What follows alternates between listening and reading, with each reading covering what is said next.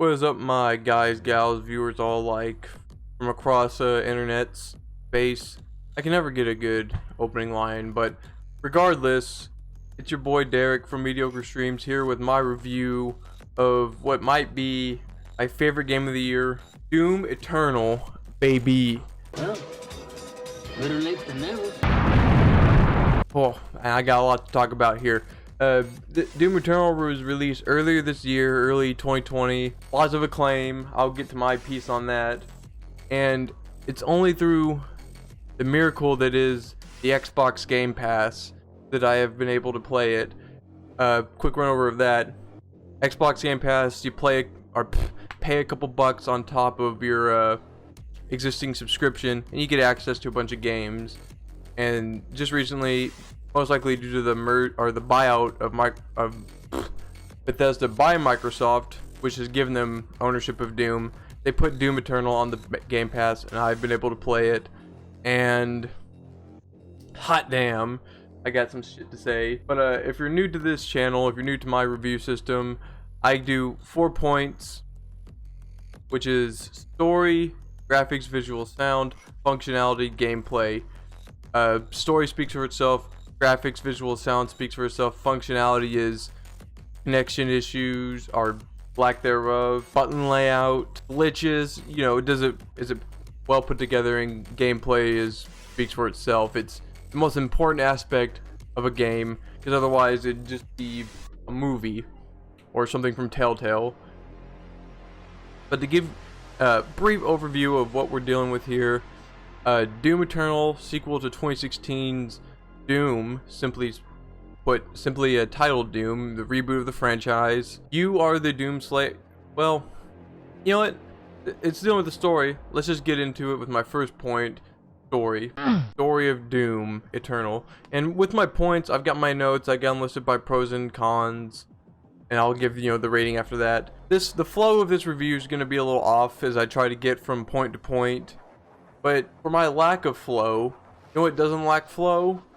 Is the story of Doom Eternal. While it's very surface, at first, your goal is, I'm the Slayer, Hell's invaded Earth, I gotta go and stop that, murder every demon that gets in my path. It's very well paced around that. There's no downtime aside from when you're in your hub world, which I'll get to in the gameplay section. But there's no points where you're like, can we get moving? Can we get moving? And there's no points where it's like, this is going too quick. It's all very well paced to get you from story moment to story moment, boss to boss, all the way to the end. And it's all very well length. Like, this took me around 14 hours to beat. But for a single player game, I played on the second difficulty, Hurt Me Plenty, which offered good amount of challenge. It wasn't as challenging as the previous game. Like, on that, when I played the regular difficulty, bosses would beat the crap out of me. I had to lower the difficulty because it was such a bitch. But here, it's better. It's more balanced. Combat engagements are tough, but that's for the gameplay section. For story, we're just gonna keep it there. Game is well length. Good moments for the Slayer. For a silent protagonist, he's able to get a lot across without saying anything. When there's bosses, just like these main characters talking shit to you, and all you do is just rack your shotgun to get your point across, it's really good. And there's just so many moments like that where the Slayer is just so dead set on his goal that he just does things very bluntly, very simply, or simplically. You know the word I'm trying to say. It's entertaining. There's no real serious depth to him. It's not like he's an emotional character. It's not like someone that you empathize with, but you get it. You get his goal. Demons wronged him in the past. He's gonna kill them all now. And you're along for the ride as he rips demons in half in amazing ways. I'll get to that, because holy crap, this game in its violence. But the story section is really just pros here. Just pros. It's really good at what it's meant to do, which is be the avenue from which you get the gameplay going. This is a very gameplay focused game, So the story isn't really that deep. There are codexes.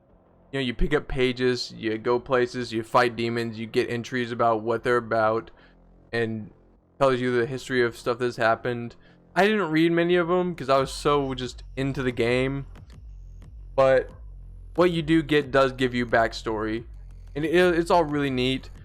One little con, this is a nitpick, and I'll admit it, but it just kind of bothered me, is that in the game, I mean, yeah, I can't say enough this is a nitpick, but in the game, when you're on Earth, you see big mechs, like serious Pacific Rim size mechs, and there's the giant kaiju sized demons, and I'm just like, let me have a moment where I can pilot one of these mechs and just fight these demons.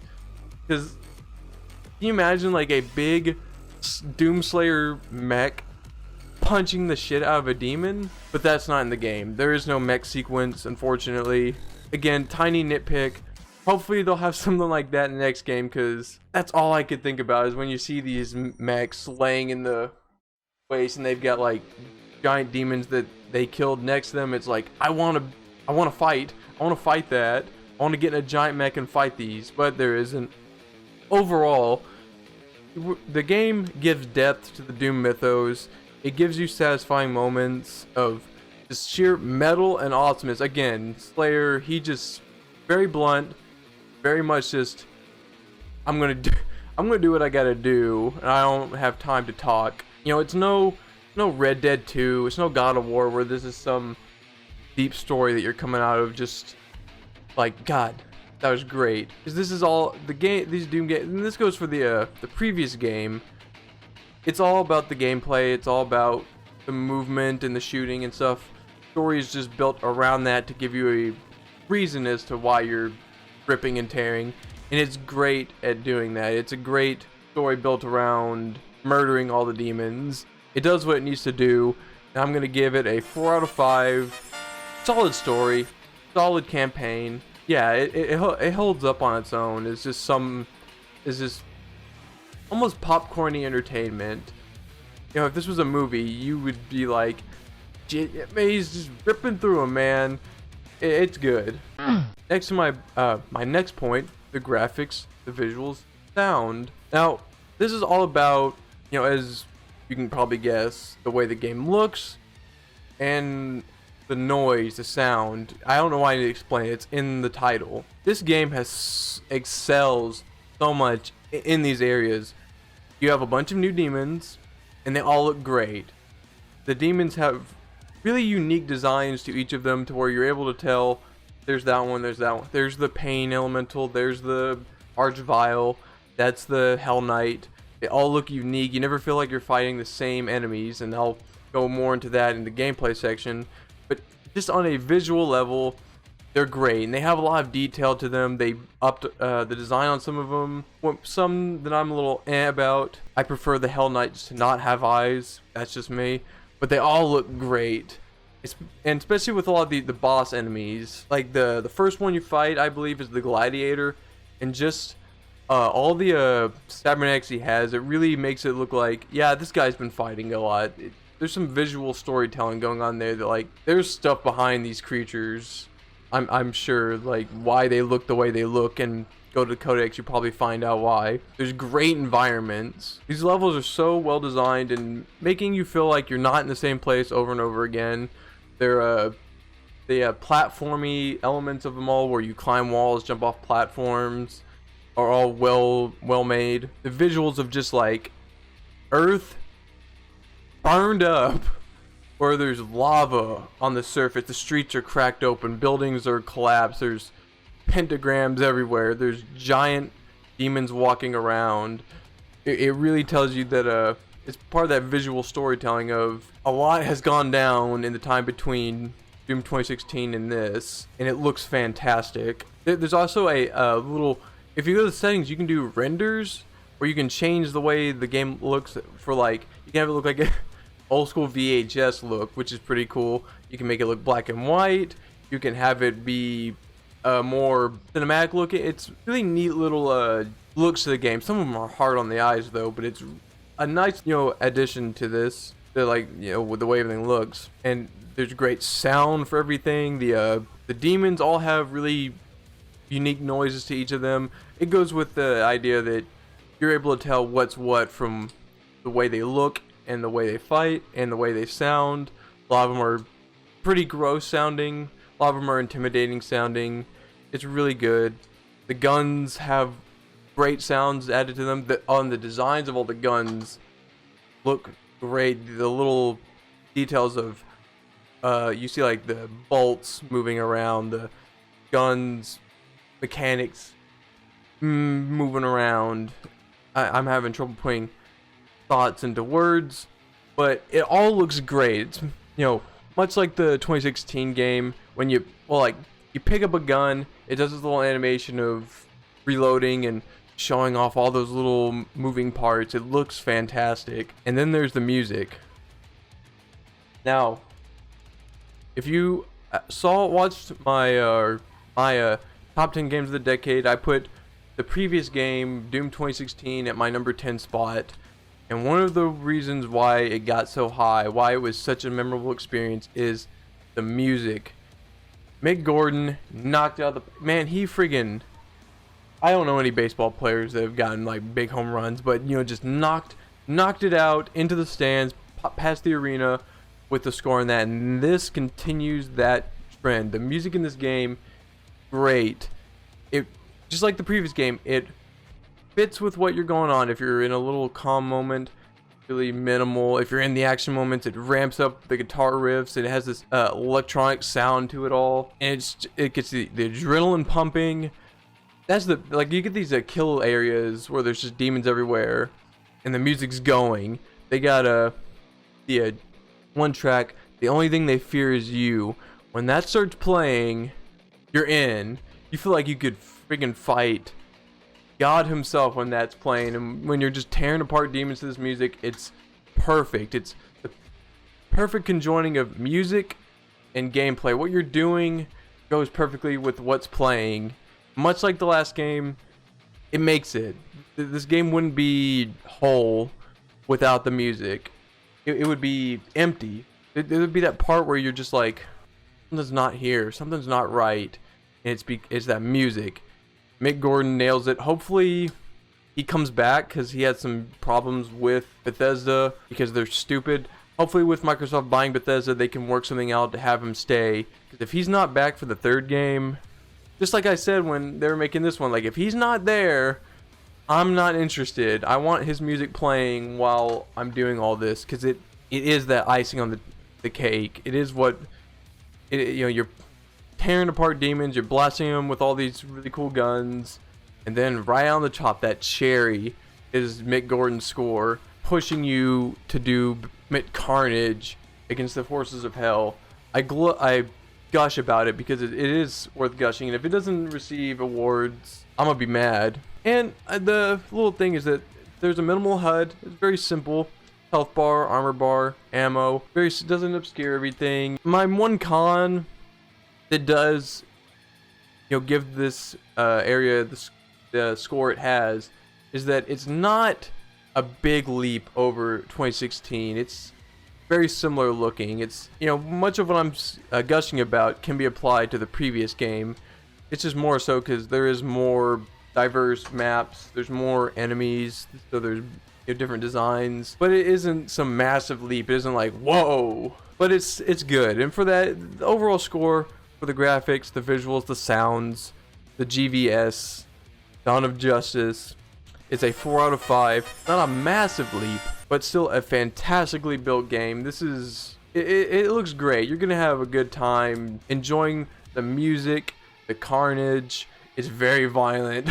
I should mention that, like, glory kills are still, they're gory. They're glory kills, and it looks great when you tear demons apart. And then you get the awesome looking levels that you're playing. It's like, here's the cake. Got levels look awesome. That's your first layer. Sound of everything looks, sound doesn't look. It sounds great. Guns have a good pop to all their shots, a bang to all their shots. All the demons have really good sounds. The ambient noise, everything sounds great. The overall graphics of it all and that cherry on top, the music, oh, it just adds to the experience. But because it's not a big leap from the previous game, it's a 4 out of 5. If the graphics were like, whoa, this is so much better than the previous game, this would be a solid 5 out of 5. But as it is, it's a 4 out of 5. Next point, just gonna quickly go over because there's not a lot here, is the functionality. As I said, this is just how well built the game is. It's a lot of pros. Obviously, id knows what they're doing. They're good at making games. Last games ain't gonna go by. You know, they put a lot of work into these to make sure they're up to the task of being functional. It's got smooth FPS. I played on Xbox, I should say that. Xbox One, just the regular Xbox One, but it has a smooth FPS. From what I can tell, it's 60 FPS. It runs great. I didn't notice any dips. I didn't encounter any stuttering, freezing, none of that.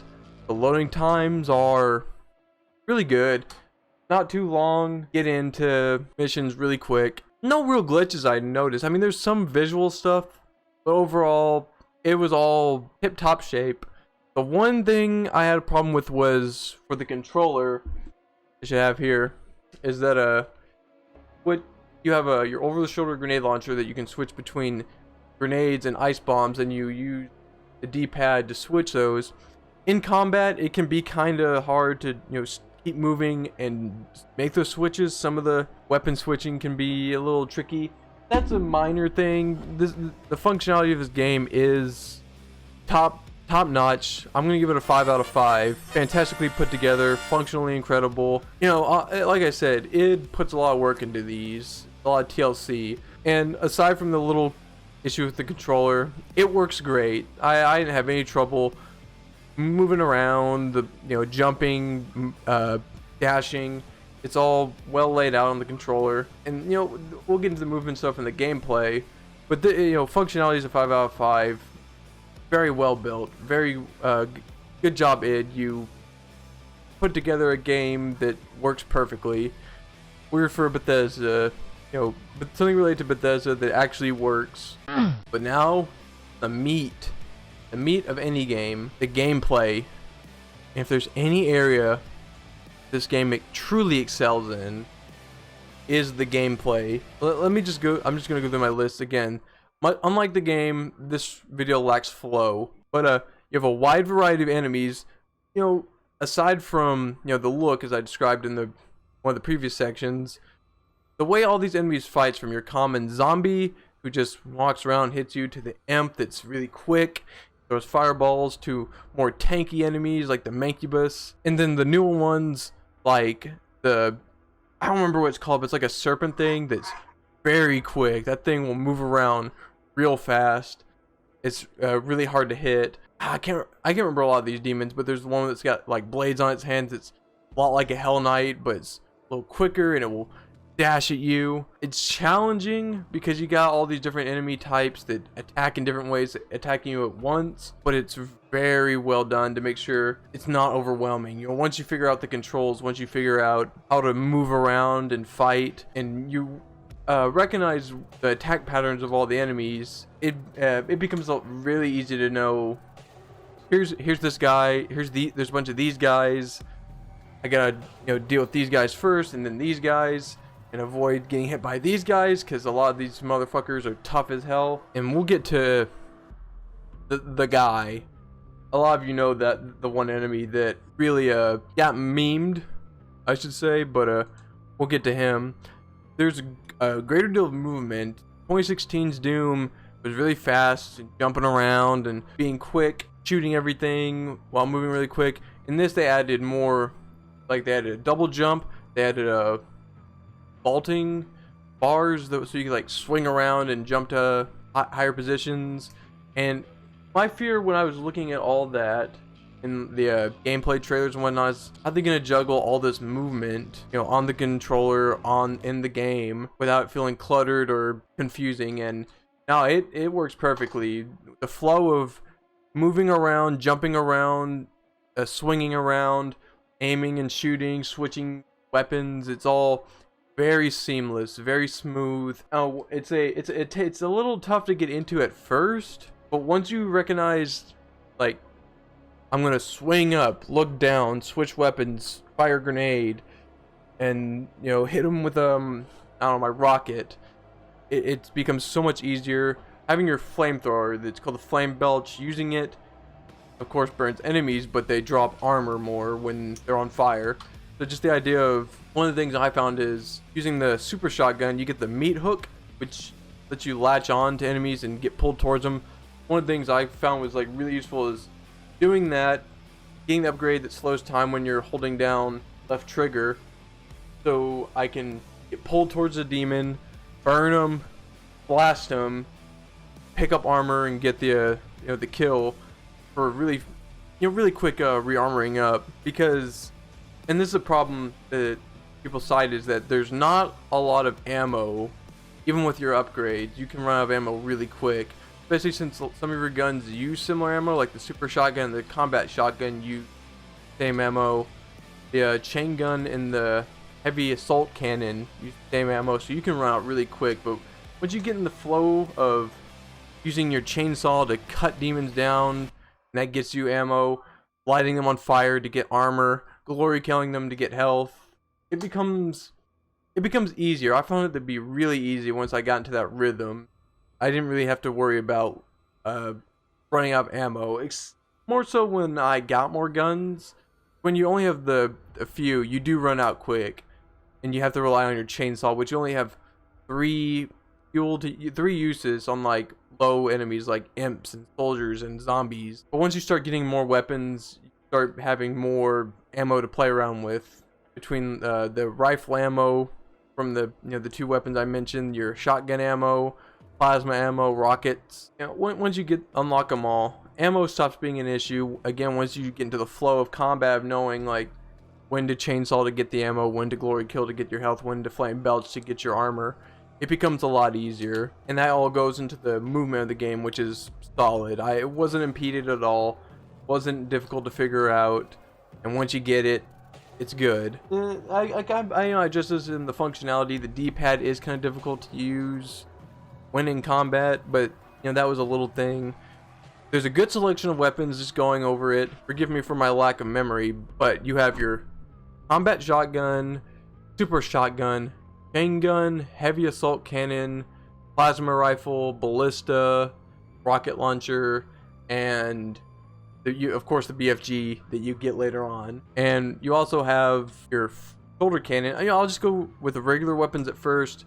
They're really good. A lot of them are carried over from the last game, so there's not much. If you played the last game, here's the heavy assault cannon. It has the scope, precision shot that does a single powerful shot, and the rocket pods. The combat shotgun has the full auto mode. It's not that different from previous game. One of the new guns though is the ballista. It's replacing the Gauss cannon, and I found it to be a fun replacement. You got some cool upgrades for it. Overall, the selection, it's not that different, but it's still good. They all serve a purpose. Like there's shield enemies. Plasma rifle is good for dealing with them because you shoot their shield, it overloads and they explode. The super shotgun with its meat hook that you can grab onto guys and grapple to them is really good for getting like Kako demons and pain elementals that are floating around. They're kind of hard to get. You just latch onto them, pull them up, shoot them. Again, flame belch, fly them on fire to get armor. And they're just all really fun. And the upgrades you get between like the plasma rifle every gun has 2 upgrades, with the exception of the BFG and the super shotgun, and they're really fun to play with. Not a lot of them are that different. Like the rocket pods on the heavy assault cannon were in the previous game, so that was it kind of sucked that they didn't add more. That's one of my gripes. One of my cons is that the upgrades aren't that different and they're pretty limited. Pretty simple in terms of like upgrade the cooldown or movement speed while using it. It's like I would have liked more to play around with. And the final upgrades you get when you master are pretty cool to use. They're really useful, but I would have liked more when it came to making these weapons stronger. But they're still fun to use. When you get like the ballista, and it's one upgrade that lets you shoot a blade out that can take out multiple demons. It's really fun to just see like a bunch of them get cut in half and fall over. It's fun to take out the chain gun, and it has the quad barrels, and you're just tearing through them. But that does go back to the low ammo thing. You know, especially with guns like the chain gun, you can lose ammo really quick. It just fires so fast, but I covered that already. But there is good character upgrades. You got your runes, a wheel of upgrades you can do for different areas such as exploration, your ice bomb, and your frag grenade. You got your typical upgrades like health, armor, and ammo, and they're all really fun to play around with. Your runes can be like enemies stay staggered long enough so you can go in for the glory kill. For those of you who don't know, glory kills are those really violent kills where when an enemy is staggered, they're flashing colors. You go in and break their neck, rip their head open, stab them in the head, because now you get the arm blade. Just some of my favorites were we all seen the hitting the zombie's head down into their neck.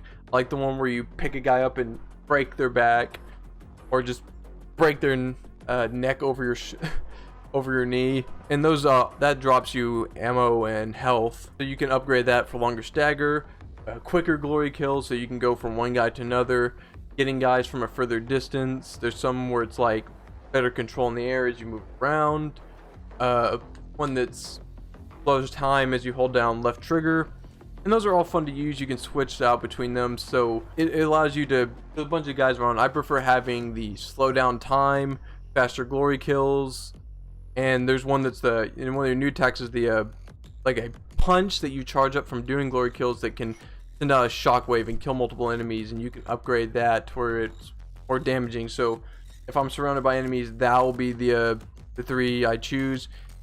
Maybe when I want to go quick, be really quick about killing enemies, I'll do the get them away from a further distance and longer stagger.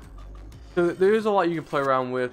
Your wheel of upgrades that you get through these tokens that you collect from these knights that you find around the map. You can upgrade your exploration so you can find things easier, your frag grenade, your ice bomb, your movement so you can grab onto things faster, move around quicker, and environmental stuff so there will be like less damage to you from explosions and whatnot. A problem I found is that if you play the game, you can unlock enough of those tokens to get everything and still be getting tokens after, so it's not really anything to do with those. But once you get them all, it's really useful stuff. Health, armor, ammo can be upgraded through finding these crystals, and this all just serves to make you more powerful and less likely to just be killed. They're fun upgrades, and this all goes to the exploration, because when you want to find those tokens to upgrade those crystals to get more health or armor and stuff, I should say that when you get these crystals, you choose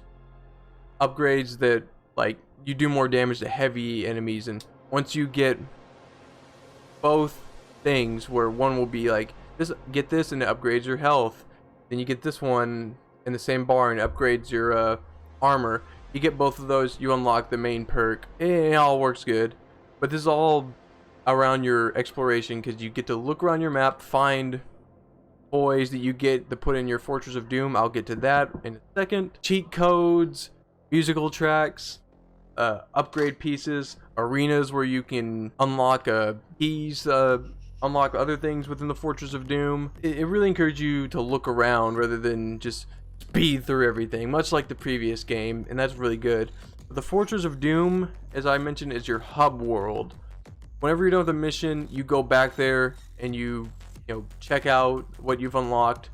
You go around and you take these sentinel batteries, another thing that you collect in the modes or in the missions, and you use them to unlock weapon mods, more tokens for upgrades, skins. You can get skins for the Slayer, which are pretty cool, and you can just hang around in this stuff. There's even a training area where you can go down and kill demons at your leisure, all while BFG Division plays, and it's beautiful. It's a fun little hub world with a lot of stuff that's neat to check out, and there's even like a little like a man cave that he has where he's got all of his games, his books, his guns, his the cage for his pet rabbit, and it's a really fun, it's a really cool thing to have.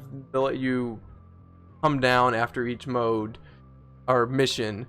You do your mission, get back to the fortress, you chill out, you check out what you've unlocked, you unlock more things, It's really nice. And I mentioned the platforming.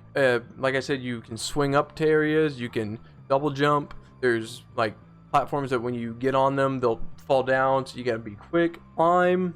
And it looked like it was gonna, like I said, with the overall movement, I thought it was gonna be too much, and it's not. It all flows together really well, from like jump here, climb up that, jump over here, swing off that, jump onto this thing, move around, dash here. It's actually really fun. It adds a platforming element that doesn't feel out of place and is actually enjoyable. And I mentioned, when I was talking about enemies, I mentioned the one guy. If you know what I'm talking about, then this won't be a surprise, but the Marauder. He is an enemy that people have made jokes about because of how tough he is, and man, he is not, it ain't no joke. That's what I wrote. I'll show you. Marauder ain't no joke. But, well, don't want to get too far into it, but Marauder is this enemy that has a shield. He's very quick. He's very good about keeping that shield up to protect himself from ranged attacks. He'll get up in your face and hit you. He got a little ghost dog that he can send after you that you can kill, but he can just respawn it. And I found myself at first like frustrated with him, but funny enough, as the game went on, I actually really enjoyed fighting him. Like when he showed up, I was like, ooh, Marauder, like this guy's actually fun to fight. You know, you got into the rhythm of killing enemies around you first, the tougher enemies at least around you first, then focusing on him. But I just had a lot of fun fighting him because he was actually a good challenge, and how he would just get up in your face really quick and keep his shield up when you would try to fire at him. And you just had to like keep your distance because he could kill you really quick. And you know, despite his difficulty and whatnot, I really liked him as an enemy. I thought he was the highlight of the new enemies. Really fun to play against. But in cons, I already said guns have limited upgrades. It's really unfortunate. And some of them are just upgrades carried over from the previous game, and that's very disappointing. You could have come up with all kinds of things for these guns. There's low ammo capacity, like I said. But, you know, if you keep your glory kills up, you keep in the rhythm of killing enemies in ways that drop more ammo amidst all the combat, it makes up for that. You know, if you're smart with what you use and how much rounds you use, it becomes less of an issue. And the sort of con, there's only the story. This is a single player focused game, but they have our multiplayer mode. They got rid of the multiplayer from the previous game and replaced it with what's called the battle mode. And what this is that it's one Slayer versus 2 demons. That could be any of the several demons that you can choose from, because you can play as the Marauder, the Mancubus, the Argivile, the Revenant, and whatnot. So it's 2v1, and the whole thing is that as a Slayer, your job's obviously to kill the demons. As the demons, you're to kill the Slayers. Slayer is tougher than you. You can actually summon smaller demons to help you, like your zombies, your Hell Knights, and whatnot. You can deny loot, which would be, you know, health pickups and whatnot, to the Slayer to make it easier to kill him. And it's fun for a bit, but I really actually enjoyed the multiplayer in the previous game. I thought it was really fun, like fast-paced arena combat, good customization for your weapons and your armor, fun taunts. It was a lot better than this, and there's not a lot of skins in the game for the weapons. You know, the previous game you could customize with different colors and camo patterns, really make your gun look the way you want. In this, it's just preset skins. Pretty disappointing. And it's, you know, overall, I would have rather brought back the multiplayer from the last game. I liked that a lot better. Battle mode's a fun idea, but it's not as fun. There's also unless I'm just really dumb and I missed something, they don't have the snap map mode back, and that was something that was really cool in the previous game, is being able to make your own maps, lay out enemies, make your own little modes. And again, unless I'm just really stupid, if you've seen my gameplay videos, you'll know that I can be really stupid. I didn't find that, and that's a huge disappointment. Like, between getting rid of an actually fun casual multiplayer mode and the snap maps, I'm like, why'd you do that, guys? Those are like really fun, but this is, you know, single player focused. That's where all their resources went. They built their gameplay around that, and for that, I'm giving the gameplay of Doom Eternal a 5 out of 5. I just had so much fun playing this, much like the last game. It was like I wanted to keep playing it. I mean, it kind of goes without saying that that's a hallmark of a good game, is that you want to play it. You know, when you're not playing it, like, I'm gonna play that again. I would do that. I'd be like, I want to play it. Even if I've beaten the game, I'm like, I want to collect all the stuff. I want to try to get more achievement. It is just really addicting, really fun, carnage-based combat. It doesn't improve much on what the previous game did, but what Doom 2016 did was so good. It was such a good update of classic Doom to a new generation while adding new mechanics that I don't blame them for not making any big leap for this, for keeping it relatively the same. You know, it's fantastic as it is. So I'm giving the gameplay a solid 5 out of 5. I really like this. I would recommend it just on the gameplay alone, but we'll get to that in the final thoughts. So what is my overall thoughts on Doom Eternal? Well, go over our scores. We had gameplay, 5 out of 5. Functionality, 5 out of 5. Graphics, visual, sound, I gave that a 4 out of 5. Story is a 4 out of 5. This gives us a total score of 18 out of 20. If you need that to be simplified, if I need to make it a easier understand score, this is an A. I would give this game an A, like a solid, like a 90. All these numbers everywhere, but it's an A. 18 out of 20. This is great. This is a solid follow-up to the 2016 game. It's a thoroughly satisfying single-player experience. Doom Eternal offers non-stop gore, guns, and action through smooth, rewarding gameplay. While it isn't as a leap above the previous game, it's still fantastic. It has extra features and modes. It's all just an icing on the blood cake that is Doom Eternal. And if I'm honest, I want the next game, they should make more changes that are more noticeable, but this formula they have, it works. I wouldn't mind it if Doom 3 is much like that. But Doom Eternal, I would play it. I would buy it right now. Like if you have the Game Pass on Xbox, what are you waiting for? Go play it right now. Download it, play it. If you don't have Xbox, if you have PC or PlayStation, whatever, play it regardless. This is such a fun single-player experience. Its mission statement is go around and kill demons, find stuff, upgrade your character, and have a good time, man. And it succeeds at that in spades. I would recommend this game solely if you're just looking for a good time. But that's my review of Doom Eternal. Fantastic game.